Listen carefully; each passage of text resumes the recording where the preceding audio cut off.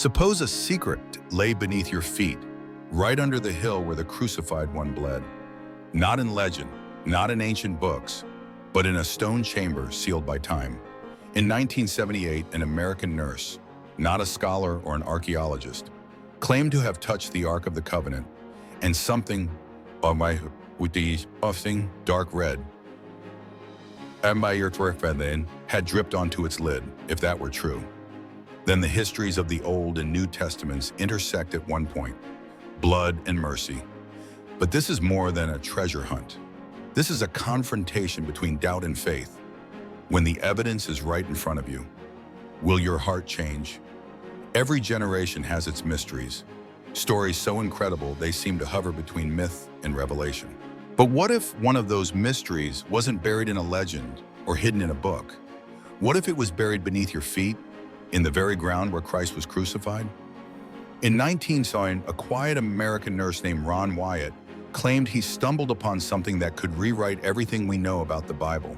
He wasn't a scholar, a theologian, or a Hollywood adventurer. He was an ordinary man, gentle, soft-spoken, who spent his vacations crawling through deserts and caves, searching for archaeological evidence of faith.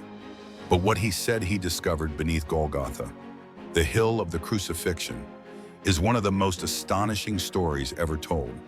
He claimed to have found the Ark of the Covenant, the sacred chest that once held the Ten Commandments, the object that represented the very presence of God on earth. Wyatt's account didn't just challenge historians, it terrified skeptics, theologians, and even governments. Because if his claim was true, it meant that the greatest mystery of both the Old and New Testaments, the covenant of law and the covenant of grace, had literally intersected in one place. One moment, one sacrifice, according to him, when Jesus died on the cross. His blood didn't just symbolically atone for humanity's sins, it physically dripped down through a crack in the rock and landed on the mercy seat of the Ark itself. Think about that for a second. The blood of the Messiah touching the most sacred object of the ancient world. At first glance, it sounds impossible, unreal, maybe even crazy. But Wyatt's story has haunted believers for decades because it dares to connect heaven and earth in a way no sermon ever could. Some see him as a man of faith who heard the voice of God. Others call him a delusional dreamer. But there's no denying this. He gave his life to something he believed was bigger than himself.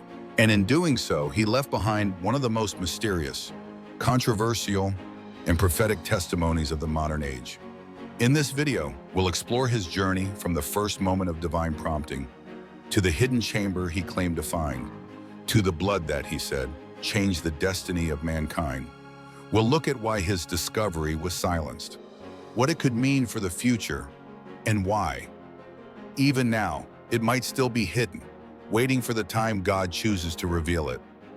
So before you decide whether you believe Ron Wyatt or not, ask yourself this: what if faith was never meant to be proven by science, but by the courage of one person willing to dig for the truth when the whole world called him a fool? Ron Wyatt's path to that cave began like many acts of faith, quietly, unexpectedly. He was exploring near the Garden Tomb in Jerusalem when, as he later recounted, his hand rose and pointed toward a limestone cliff. He said it wasn't him, it was the Holy Spirit. The words he heard next changed his life. That is Jeremiah's grotto. The Ark of the Covenant is in there. Most people would have walked away. Wyatt started digging for 4 years through choking dust and collapsing tunnels. He and his sons worked by hand.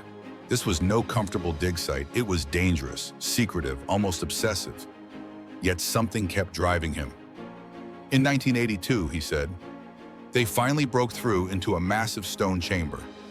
Inside were gold-plated objects, candlesticks, a table of showbread, a cracked stone lid, and in the center, a chest, the Ark.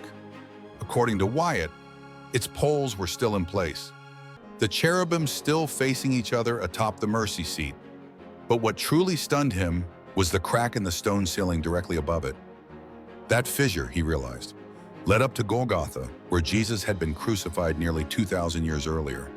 Then came the claim that made even believers hesitate: blood. He said that dark residue had dripped through the crack, staining the stone lid of the ark itself. Wyatt collected a tiny sample and brought it to a laboratory in Jerusalem. What happened next, if true, would defy every rule of science. The blood was still alive. Technicians rehydrated it and found 24 chromosomes, 23 from a human mother, and one Y chromosome with no human father. To Wyatt, this was divine confirmation, the literal, biological proof of the virgin birth and the fulfillment of the Old Testament sacrificial law. It's the kind of story that makes headlines and enemies. Skeptics dismissed it as fabrication. Others accused Wyatt of pseudoscience or even blasphemy. But a small circle of research beholders, theologians, and pastors quietly defended him. They argued that his testimony echoed something deeper, the convergence of symbol and substance, where Christ's blood truly touched the mercy seat and ended the need for all sacrifice. Whether you believe the science or not, the symbolism is impossible to ignore. For centuries, the ark represented God's presence among his people, a chest of mercy overshadowed by judgment. In Wyatt's story, that same symbol becomes a bridge from the old covenant of law and sacrifice to the new covenant of grace and redemption.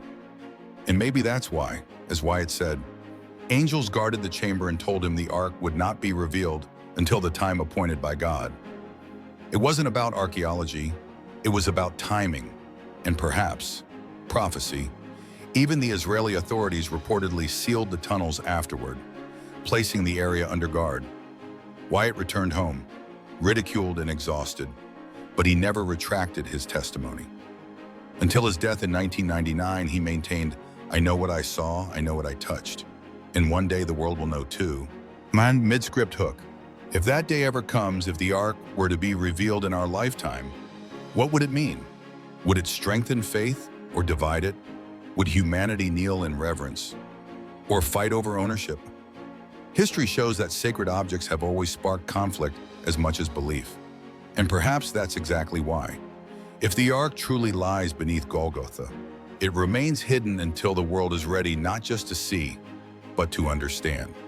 So, what are we to do with a story like this? Whether Ron Wyatt was a prophet guided by divine purpose or a passionate dreamer misled by zeal, his story holds a mirror to our deepest questions about faith. Because even if the Ark of the Covenant were revealed tomorrow, gold shining under the Jerusalem sun, would it really change the human heart? Wyatt's claim isn't only about a hidden artifact, it's about what's hidden within us. He believed the blood of Christ wasn't a metaphor but a physical reality that sealed salvation for every soul who would accept it. To him, the mercy seat wasn't just a relic of Israel's past, it was the proof that God's love had touched the earth itself. And perhaps that's why his story still lingers decades after his death. Not because everyone believes him, but because it forces us to look inward. If the evidence of faith were placed right before us, would we recognize it? In a world unraveling with wars, divisions, and disbelief, Wyatt's message feels hauntingly relevant. He said the ark would be revealed at the time God chooses, perhaps when humanity needs a final reminder that mercy is still greater than judgment. Maybe that's what faith really is, not waiting for proof, but believing before the stone is rolled away. So as we close, let's imagine this. Somewhere beneath Jerusalem, in a chamber sealed by time and prophecy, lies a silent witness to both the cross and the covenant. And whether you see it as legend or revelation, its message echoes through the ages. That salvation was not an idea written on stone, but a sacrifice written in blood. The question, as always, isn't whether the ark is real. The question is, when the truth is revealed, will we be ready?